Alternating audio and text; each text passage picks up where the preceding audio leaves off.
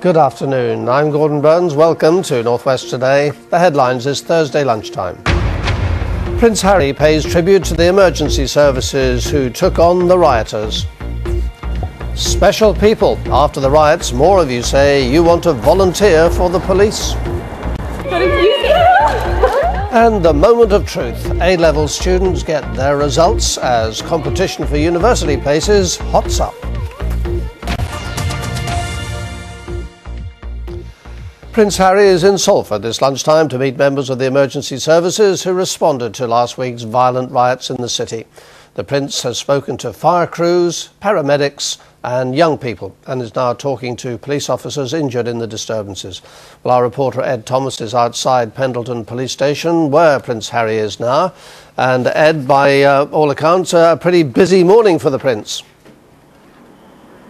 Yes, it has. It's been a very busy day indeed. Right now, he's in a conference room at Pendleton Police Station speaking to officers who were on the front line during the disorder last Tuesday. And just have a look at where he is. He's in the heart of Salford. He's in the heart of where these disorder, the riots, the looting took place. There's Salford shopping city. And earlier today, he was speaking to firefighters who were also here, also on the front line of the disorder. And he's also been to see ambulance crews as well. And while he was seeing those firefighters, he was talking about what sort of disorder they faced, what they came up against, what attacks were made on their fire engines. So he's had pretty graphic detail of what happened in this part of Greater Manchester. And what sort of reaction has he got since he's been there? Well, he's positive. You should have seen the smiles on the people's faces here when he arrived. Just speaking to a PCSO, and she was saying this is so important to get this support from Prince Harry, no less. And you know, to put this into context, this was some of the worst disorder Greater Manchester has seen. A fire officer said he'd never seen scenes like it for 30 years.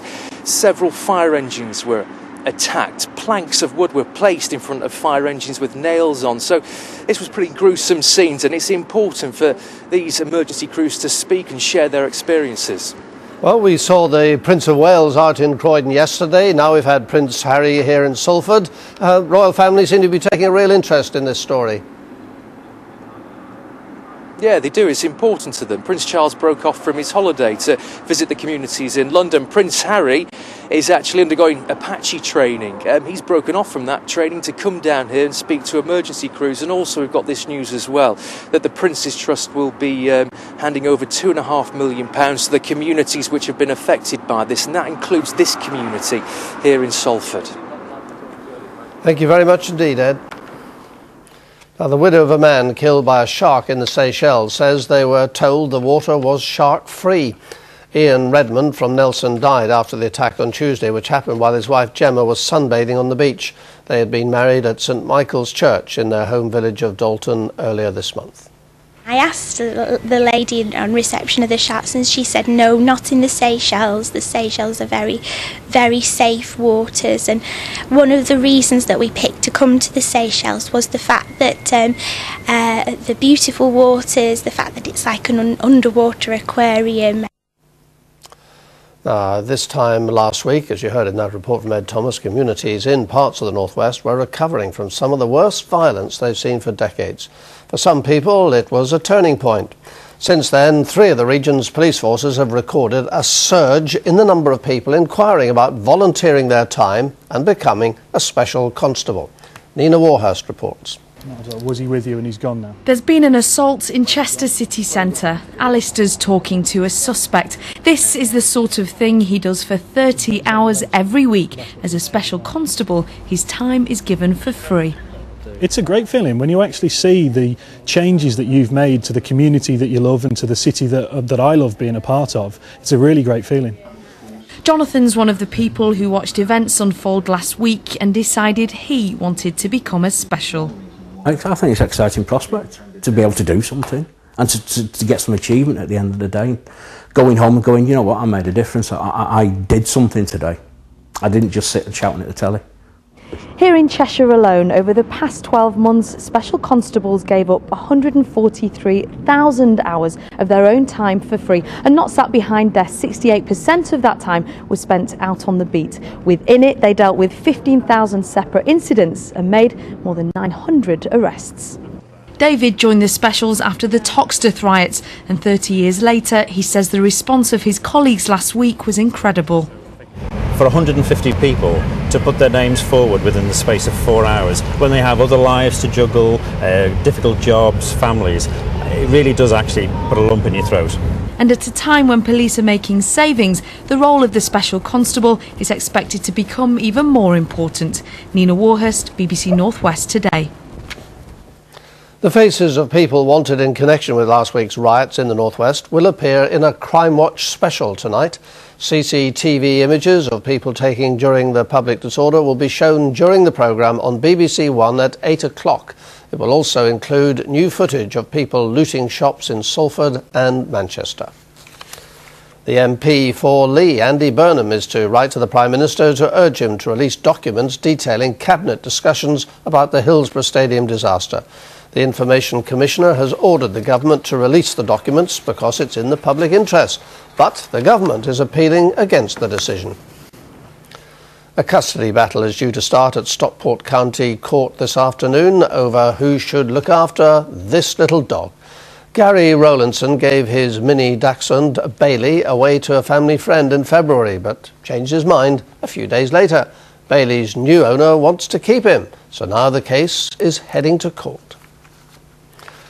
A historic piece of Liverpool's maritime history is back in the city after 60 years.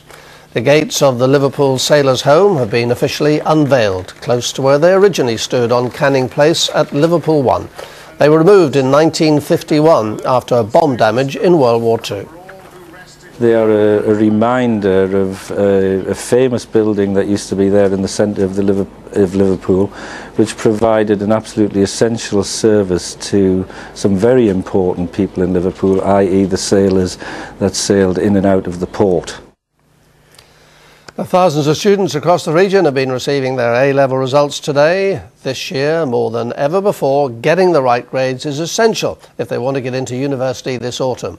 Waiting another year would mean them paying triple the amount in tuition fees, a point not lost on students at Blackburn College, as our chief reporter, Dave Guest, found out. The day of reckoning has arrived for students at Blackburn College. I got an A in maths, an A in physics and a C in further maths. So what are you going to do now? I'm going to do physics at Manchester, and I got exactly what I need, so I'm should be straight in. No hassle, no clearing. So how are you feeling now? Relieved. 1 A star, 3 A's and a B.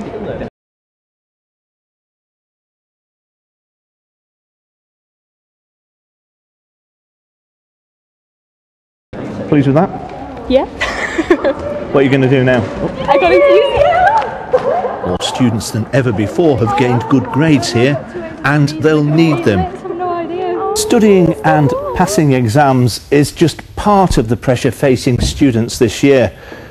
Getting the right grades is essential if they want to be sure of securing their place at university this September. There's such an enormous competition for places. If they put it off for a year, of course, they get that hike in tuition fees. There was never a chance you were going to take a year out this year then? No, never. I wanted to go in this year. Because uni fees are going high as well, so definitely this year. I don't feel I'm mentally capable of making the leap to uni just yet, so if I waited another year, I'd be 100% dedicated. You will then, of course, incur much higher fees.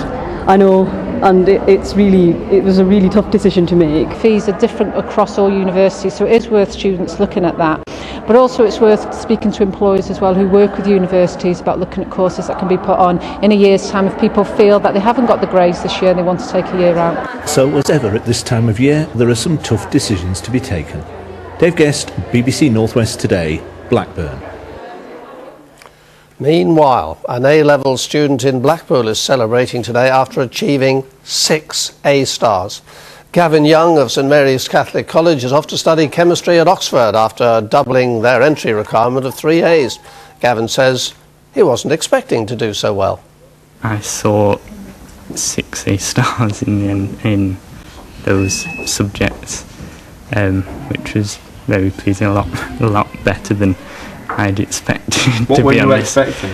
I don't know. I've liked to have thought I could get a few A's, like 3 A's is the normal figure I'd like to see.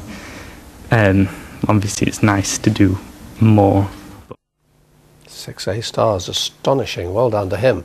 The question is, do you know anyone who can top those results?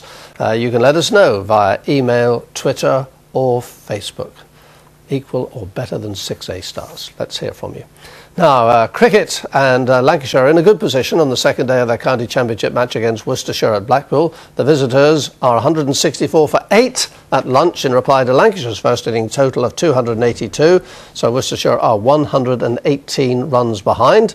Lancashire doing well. What they don't want is rain to sweep into Blackpool this afternoon. Here's someone who'll tell us. Oops. Oh dear, no. Oh, I wish you hadn't said that. There could be some rain for Blackpool this afternoon. I'll tell you more in a second.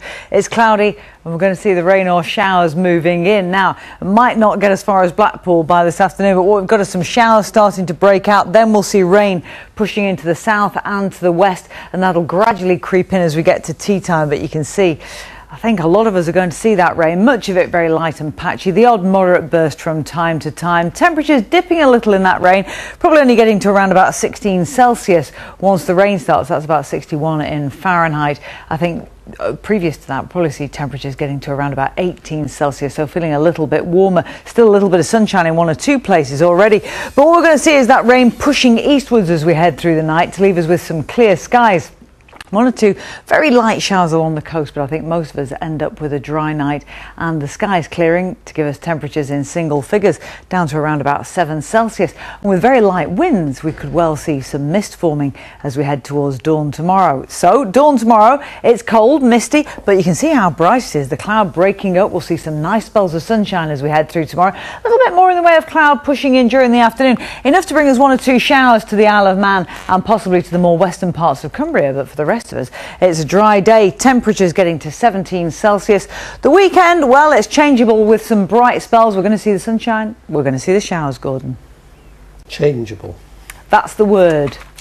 Thank you. It has been the word of the summer. Changeable.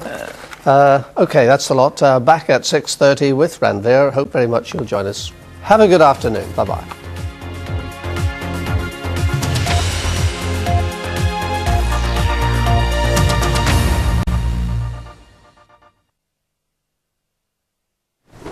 Well, Amy's anxiously waiting for her exam results in Doctors next on BBC One.